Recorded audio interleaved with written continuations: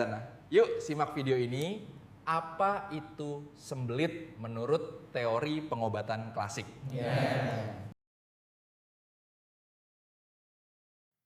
Assalamualaikum warahmatullahi wabarakatuh. Video kali ini bercerita tentang masalah sembelit dan permasalahannya. Tentu saja sembelit ini merupakan salah satu permasalahan yang ditimbulkan dari permasalahan organ usus besar. Karena kanal ini merupakan kanal edukasi bagi para pengobat klasik atau pengobat tradisional. Untuk itu, silakan subscribe, like, komen, dan share. Kita masuk ke dalam pengertian sembelit atau lebih dikenal dengan konstipasi dalam dunia kedokteran modern. Tapi kita akan melihat permasalahan ini dari sisi teori klasik atau teori tradisional China medicine. Kalau kita lihat dari teori ini, sembelit atau yang lebih dikenal konstipasi dikenal sebagai Pian Pi atau Chang Pi.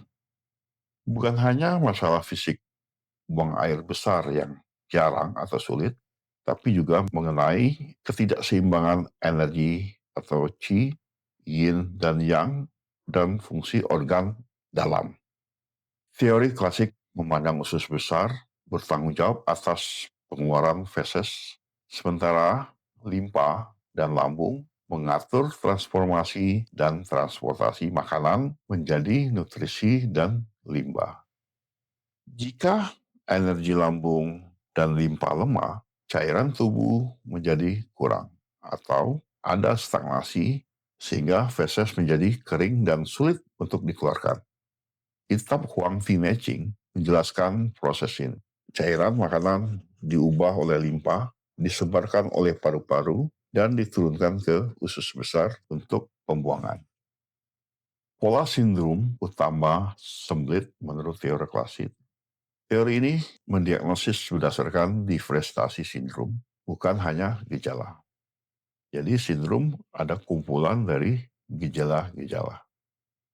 Nah, kita harus membedakan atau menentukan nanti sindrom apa yang terjadi pada sembelit ini. Berikut ini kita akan lihat dari pola secara umum. Sindrom dari sembelit ini bisa terjadi karena kekeringan akibat defisiensi yin.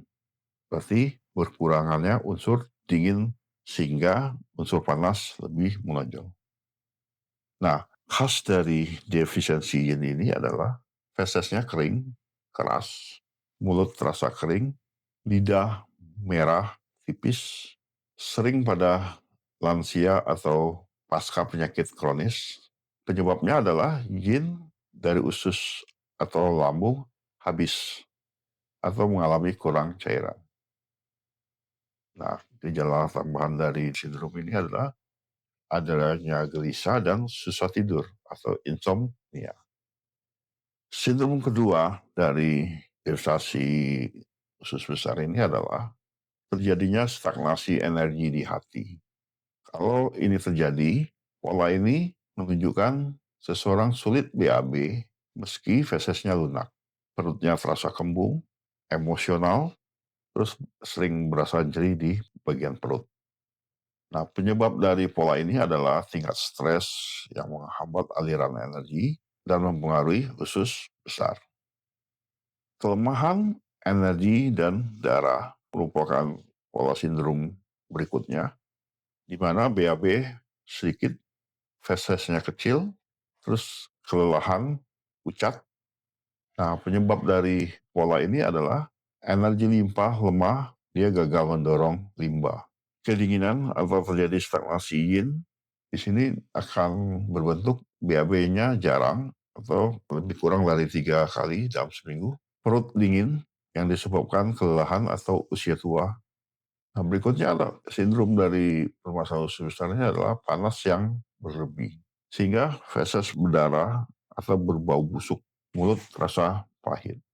Pola ini sering melibatkan usus besar, limpa, hati, dan ginjal dengan gejala seperti BAB di bawah 3 kali dalam seminggu atau fesesnya keras. Nah, pada kasus-kasus ini, kita bisa melakukan akupuntur, terutama pada titik ST25, ST37, ST36, atau LI4, LI8. Formula titik ini dia akan merangsang kelancaran usus dan energi. ST yang dimaksud ini adalah stomat atau lebih mewakili titik lambung. Untuk herbal, kita bisa menggunakan formula Maceranwan. Formula ini bisa didapatin di toko-toko obat Cina dalam bentuk pil. Dia melembabkan usus kering, efektif untuk kekurangan unsur yin di usus. Nah, kalau secara individu, kita bisa menggunakan herbal sahuang ditambah buah pepaya untuk menggunakan feses. Nah, herbal lainnya, kita menggunakan herbal yang berunsur memalaskan yang untuk kedinginan atau menggerakkan energi stagnan. Pola makan dan gaya hidup, makan makanan yang hangat, yang berserat seperti pepaya, hindari dingin, lakukan olahraga ringan untuk menggerakkan energi. Pendekatan holistik ini lebih berkelanjutan daripada laksatif kimia dengan bukti klinis untuk kasus-kasus yang kronis. Teori klasik memahami sembelit sebagai hasil dari ketidakseimbangan internal yang mempengaruhi fungsi organ dan sirkulasi energi, darah, dan cairan tubuh. Berbagai pola sindrom dapat menyebabkan sembelit dan pengobatan disesuaikan dengan pola yang teridentifikasi. Kekeringan akibat defisiensi yin, penjelasannya adalah ini adalah pola umum di mana terjadi kekurangan cairan tubuh atau unsur yin yang berfungsi untuk melembabkan usus. Ketika yin usus atau lambung defisien atau menurun, feses menjadi kering, keras, dan sulit dikeluarkan. Pola ini sering terlihat pada orang tua, wanita yang mengalami menopause, atau individu yang mengalami kelelahan kronis atau penyakit yang berkepanjangan. Gejala khas dari defisiensi yin ini adalah feses kering dan keras seperti bola-bola, mulut kering, tenggorokan kering, bibir kering, kulit kering, rasa panas di telapak tangan dan kaki, wajah memerah di sore hari, dan lidah merah dengan sedikit tanpa lapisan. Penyebab dari permasalahan ini adalah konsumsi berlebihan makanan pedas atau makanan kering, kurang minum, gaya hidup terlalu aktif tanpa istirahat yang cukup, stres kronis yang menguras yin, atau penyakit kronis yang menghabiskan cairan tubuh. Stagnasi energi di hati, penjelasannya adalah hati dalam teori klasik bertanggung jawab atas kelancaran aliran energi di seluruh tubuh, termasuk fungsi pencernaan. Ketika energi hati stagnan, maka aliran energi akan terhambat, yang akhirnya dapat mempengaruhi pergerakan usus dan menyebabkan timbulnya sembelit. Gejala khas dari sindrom stagnasi energi hati ini adalah sembelit dengan feses yang mungkin tidak terlalu keras tetapi sulit dikeluarkan. Perut terasa kembung dan nyeri, sering bersendawa atau kentut, mudah tersinggung, depresi, perubahan suasana hati, dan kadang-kadang nyeri di bawah tulang rusuk. Gejala akan sering memburuk saat mengalami stres. Penyebab dari permasalahan ini adalah tingkat stres emosional, frustasi, kemarahan, atau terlalu banyak tekanan hidup yang menghambat aliran energi di hati. Berikutnya adalah pola kelemahan energi dan darah.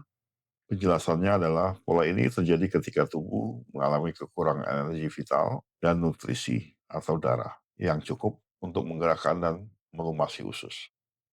Energi yang lemah berarti kurangnya kekuatan untuk mendorong feses keluar, sementara darah yang lemah menyebabkan kekeringan di usus.